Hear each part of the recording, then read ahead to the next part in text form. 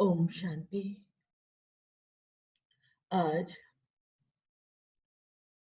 29 अप्रैल 2021, 29 अप्रैल 2021 की साकार मुरली है। बाप दादा बोले, मीठे बच्चे पावन बनो तो रूहानी सेवा के लायक बनेंगे। पावन बनो तो रूहानी सेवा के लायक बनेंगे। देही अभिमानी बच्चे रूहानी यात्रा पर रहेंगे। देही अभिमानी बच्चे रूहानी यात्रा पर रहेंगे और दूसरों को भी यही यात्रा कराएंगे। आज का प्रश्न है, संगम पर तुम बच्चे जो कमाई करते हो, यही सच्ची कमाई है। कैसे?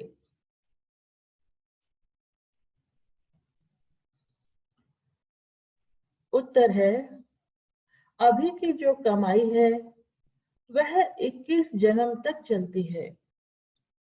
इसका कभी भी देवाला नहीं निकलता। ज्ञान सुनना और सुनाना, बाबा कह रहे हैं, ज्ञान सुनना और सुनाना, याद करना और कराना, यही है सच्ची सच्ची कमाई। कौन सी कमाई कह रहे हैं बाबा? किसको कह रहे हैं सच्ची सच्ची कमाई? ज्ञान सुनना और सुनाना, याद करना और कराना, यही है सच्ची सच्ची कमाई, जो सच्चा सच्चा बाप ही तुम्हें सिखलाता है। ऐसी कमाई सारे कल्प में कोई भी कर न सके।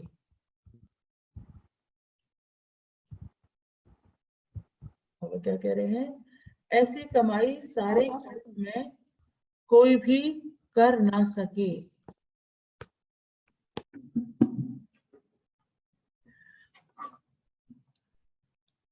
आज का गीत है, हमें उन राहों पर चलना है जहां गिरना और संभलना है। तो गिरना कहाँ गिरते हैं हम? जब माया हमारे पर वार करती है। तो हमें संभल कर चलना है। तो बाबा कह रहे हैं, हमारी राहें कैसी हैं? ब्राह्मण आत्माओं की पुरुषार्थी जीवन है। तो माया हमें क्या करती है? हमारे ऊपर वार करती है, भिन्न भिन्न रूप से माया आती है। तो ये हमारी राहें हैं, लेकिन हम ज्ञान स्वरूप आत्माएं बाबा की शक्ति से, याद से हम इन अपने को पार करते हैं, क्योंकि ये हमारे अपने ही हिसाब किताब है। कोई फालतू हमारे पास कभी कोई नहीं आएगा। तो इसलिए ये सोचना चाहिए ये हमारा ही हिसाब किताब है, तो कैसे उसको क्रॉस करना है। ओम शांति। सभी शांत स्वरूप स्थिति में स्थित होकर बैठे। भक्ति मार्ग में तो बच्चों ने बहुत ठोकरें खाई हैं। भक्ति मार्ग में बहुत ही भावना से यात्रा करने जाते हैं। रामायण आदि सुनते हैं।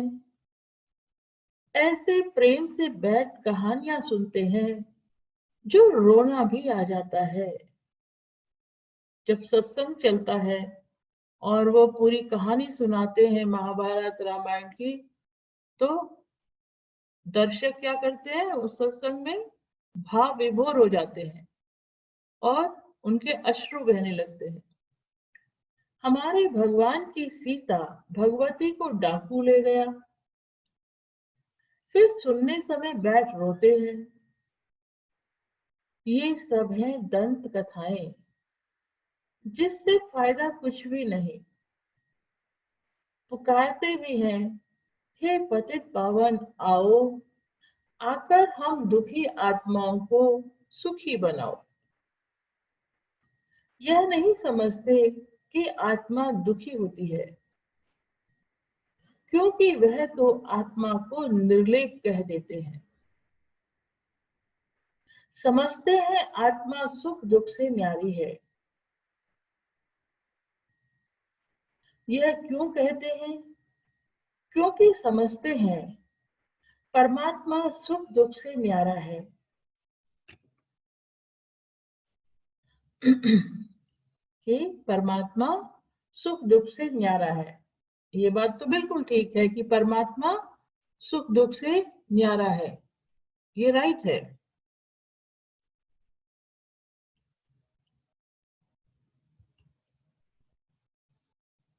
लेकिन आत्मा निर्लेप है, ये रॉन्ग है।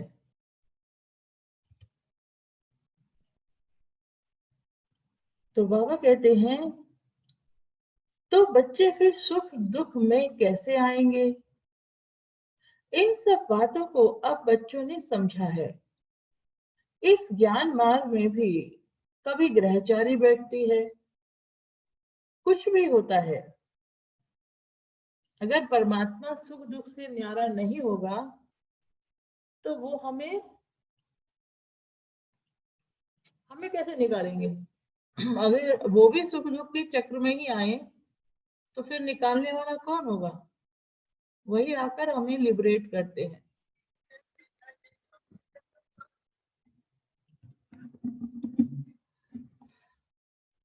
इसलिए परमात्मा सुख दुख से न्यारा है, ये ठीक है। लेकिन आत्मा निर्लेप है कि आत्मा पर सुख दुख का कोई फर्क नहीं पड़ता, वो गलत है। अब इन बातों को आप बच्चों ने समझा है। इस ज्ञान मार्ग में भी कभी ग्रहचारी बैठती है, कुछ भी होता है। कभी प्रफुल्लित रहते, कभी मुरझाया हुआ चेहरा रहता है। यह होती है माया से लड़ाई।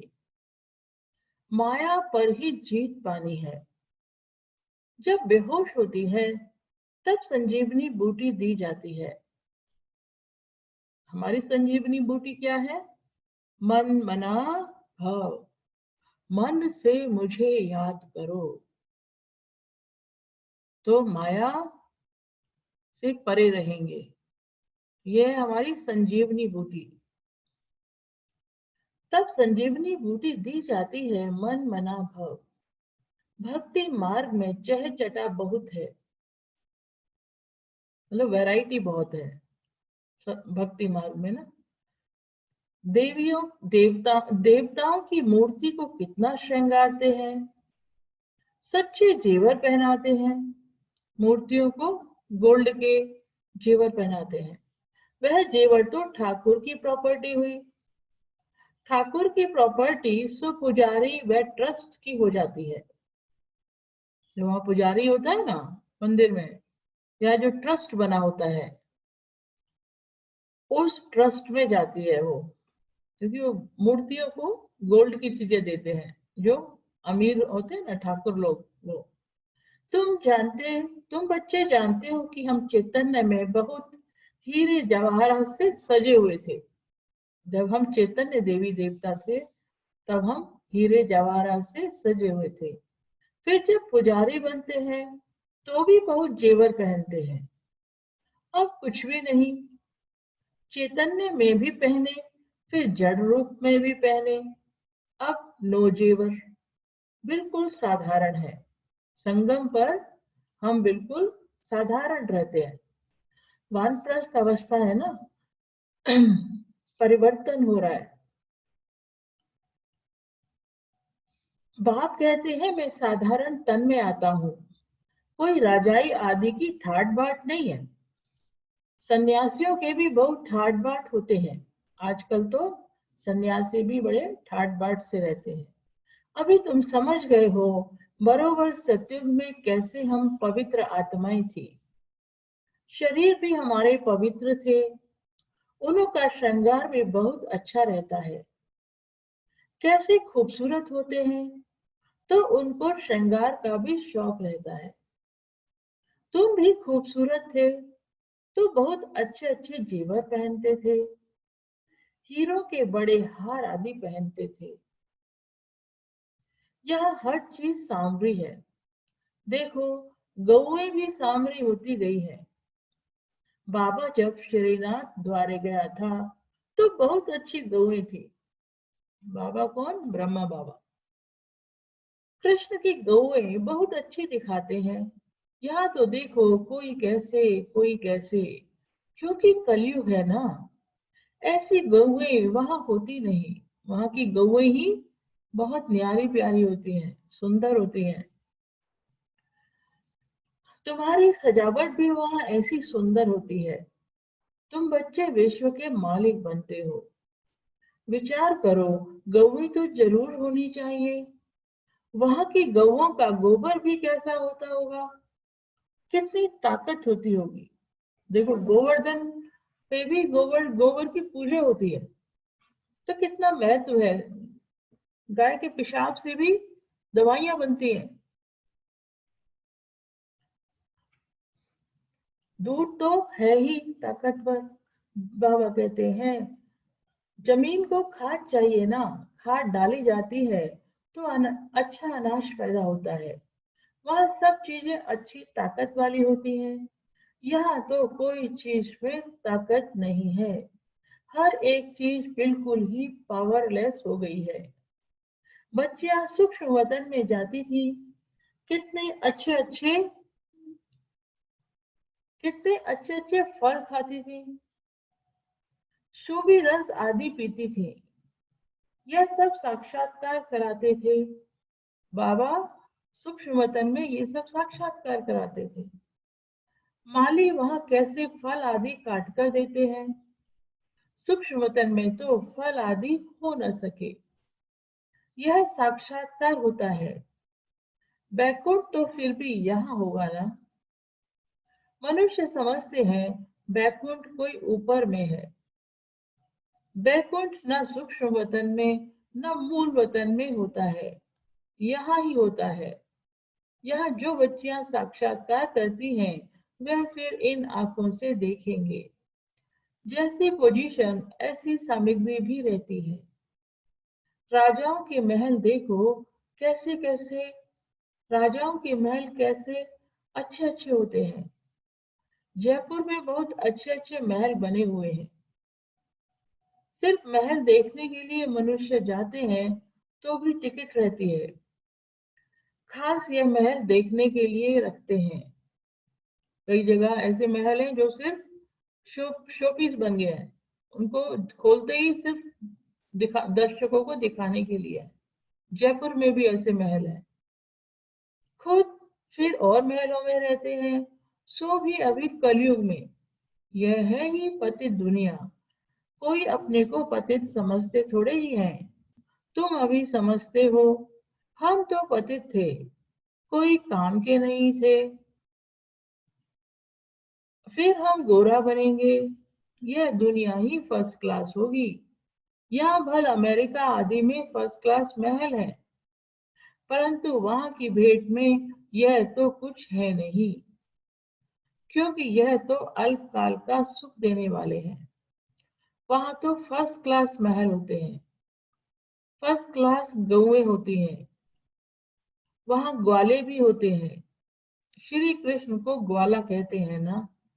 यहाँ जो गौओं को संभालने वाले हैं वह कहते हैं हम ग्वाले हैं, कृष्ण की वंशावली है।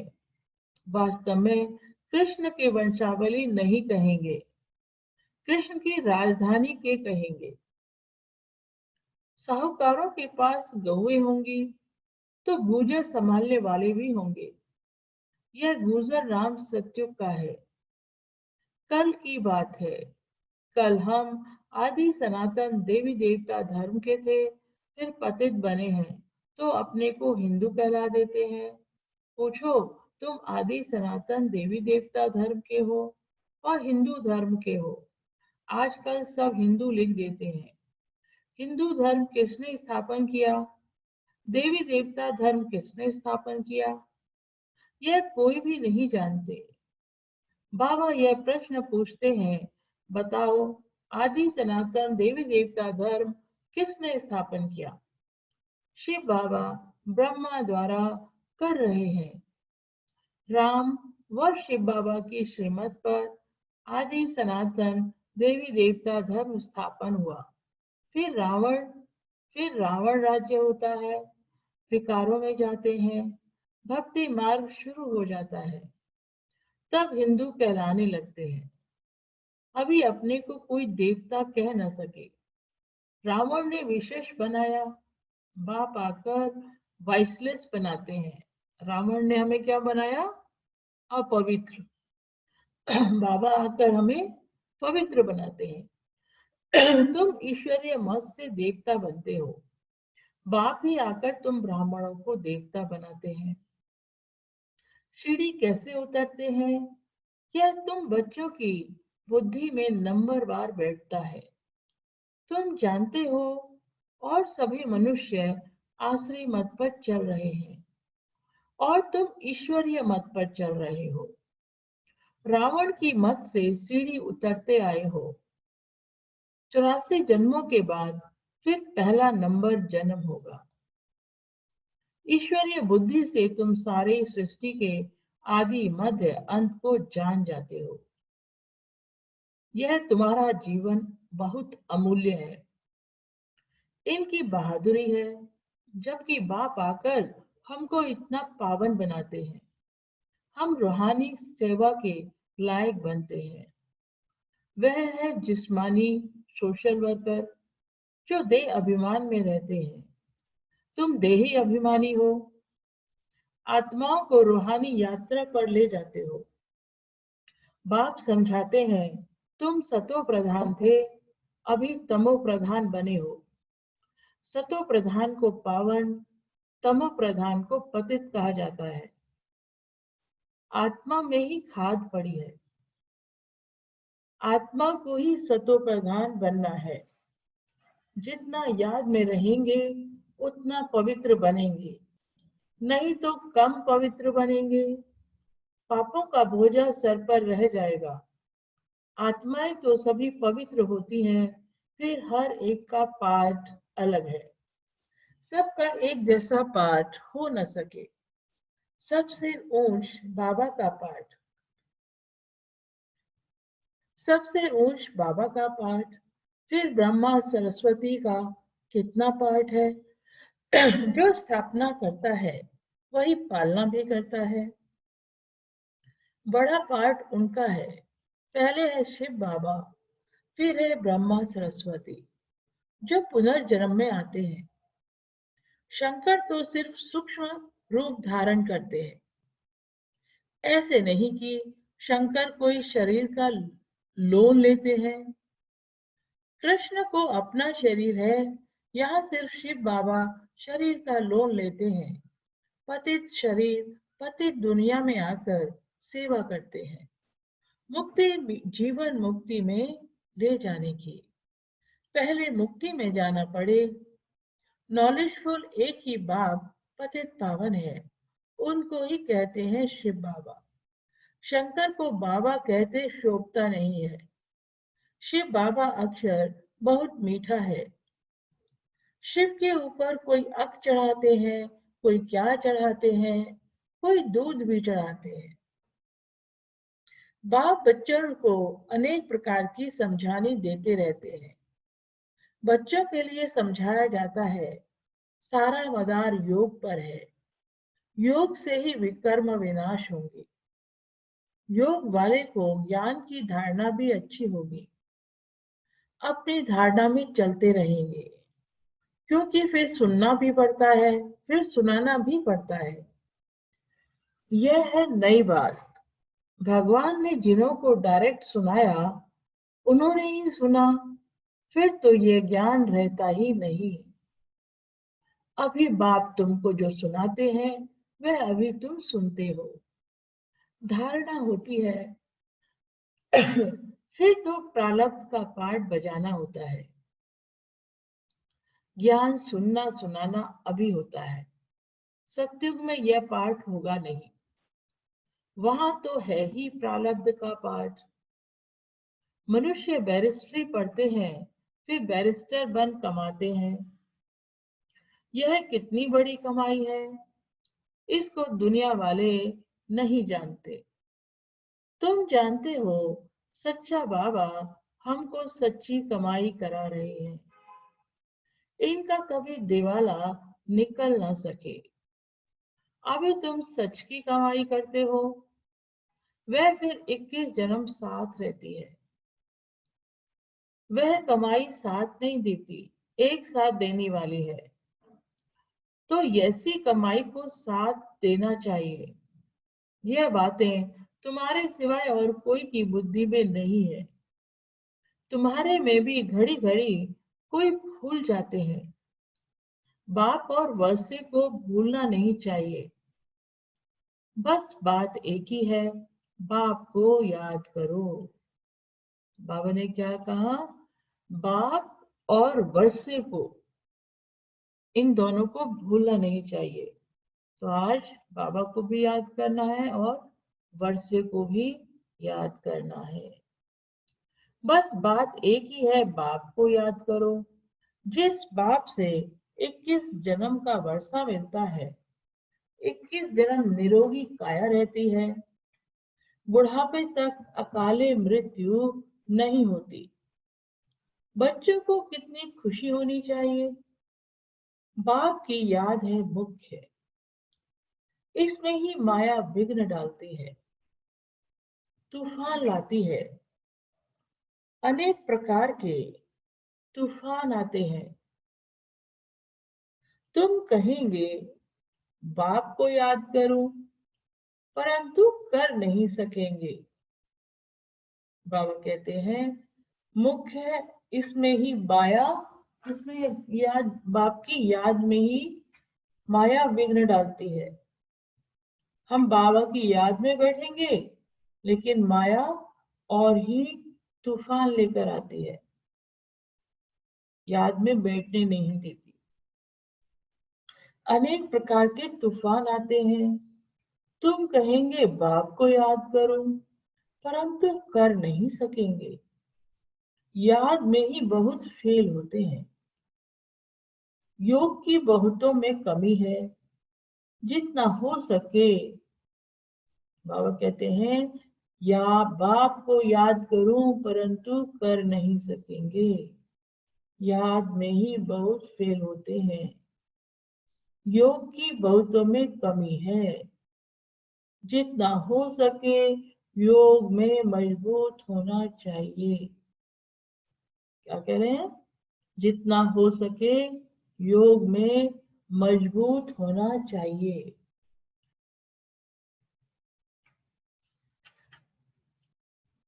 बाकी बीज और झाड़ का ज्ञान कोई बड़ी बात नहीं है। बाबा का ज्ञान देना और झाड़ पर आदि मध्य अंत का ज्ञान देना, बाबा कहते हैं, ये कोई बड़ी बात नहीं है। बाप कहते हैं मुझे याद करो। मुझे याद करने से, मुझे जानने से तुम सब कुछ जान जाएंगे। याद में ही सब कुछ भरा हुआ है। स्वीट बाबा, शिव बाबा को याद करना है। ऊंच से ऊंच है भगवान, श्रेष्ठ से श्रेष्ठ वह है। ऊंचे से ऊंच वर्षा देते हैं 21 जन्म के लिए। सदा सुखी अमर बनाते हैं। तुम अमरपुरी का मालिक बनते हो, तो ऐसे बाप को बहुत याद करना चाहिए। बाप को याद नहीं करेंगे तो सब कुछ याद आ जाएगा। बाप को याद नहीं करेंगे तो बाबा कह रहे हैं सब कुछ याद आ जाएगा। इसीलिए बाबा की याद में ही रहो, ताकि और कुछ भी याद ना आए। ये बाबा युक्ति बता रहे हैं। अच्छा, मीठे मीठे सकीला दे बच्चों प्रति माता पिता बाप दादा का याद प्यार और गुड मॉर्निंग।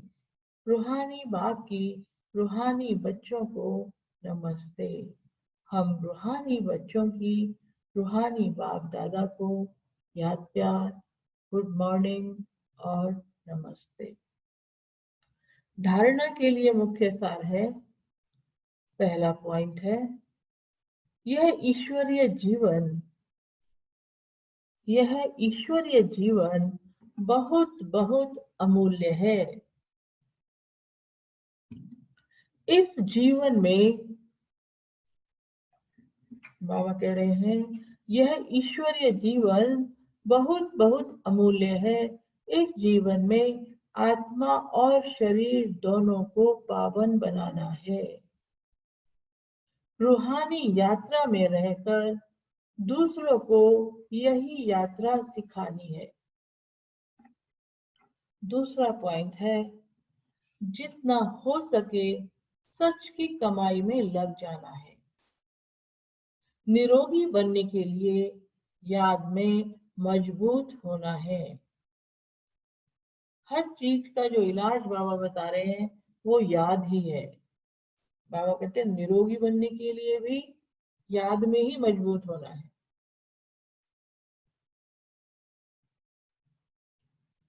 जितना हो सके सच की कमाई में लग जाना है। वरदान है, अपना बाबा का वरदानी हाथ अपने सर पे महसूस करें। Master knowledgeful one,